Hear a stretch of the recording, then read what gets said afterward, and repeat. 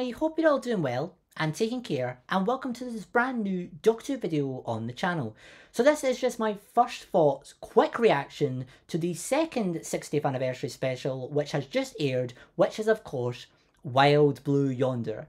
And going into this story, I really was not sure what to expect because they've been so secretive towards the marketing on purpose, which I thought was very exciting.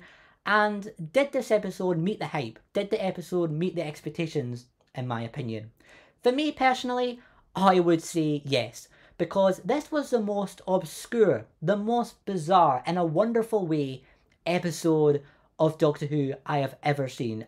It was just not what I was expecting at all, but in my opinion, it worked really well. So the main monsters of this story was shape-shifting aliens which took the form of both the Doctor and Donna. And I have to say, both David Tennant and Catherine Tate did a great performance as the monsters of this episode. And it was just insane. The CGI effects, the VFX effects, whatever you want to call them, they did for both David and Catherine in this episode. It was not something I thought I would ever see on television in my life. It was just absolutely crazy. You had these shots where they both had long arms. You also had these shots where they were both giants and they were both running after the actual Doctor and Donna. It was just insane, but in a good way. And it looked good in my opinion. I thought the CGI was really good.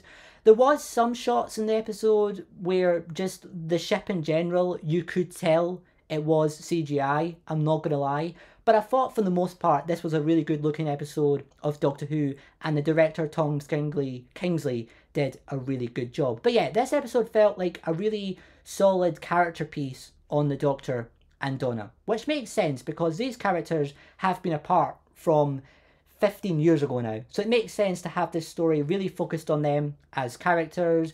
My favourite scenes was definitely when the Doctor was more open about Flux and also the Timeless Child. I know that will probably upset some fans because we have confirmation now the Timeless Child isn't erased, it is still canon. Personally, as I've said before, I don't mind the Timeless Child being continued because at the end of the day, whether you like it or not, it's just what it is really. And I do feel there's genuine potential in the future. I don't feel the Timeless Child should be the main storyline for now because it's like we've had 2 seasons mainly focused on the Timeless Child.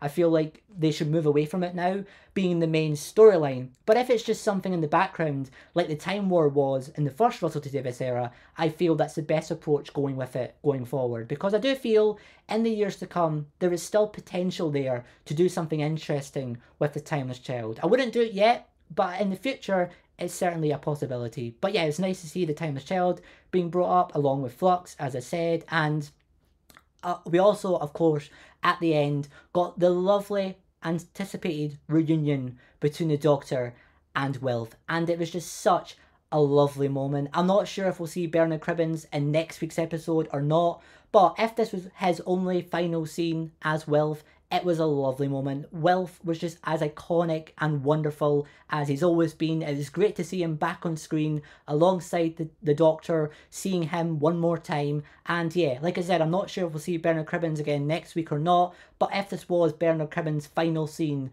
in the episode, in the story, then yeah, it was a really lovely moment to end on. And yeah, Bernard Cribbins is very much going to be missed a lot going forward, but it was really nice to see him one final time in the show as Wilf. And I am so excited for next week's episode. We got a next time trailer where we saw the Doctor, the 14th Doctor, starting to regenerate.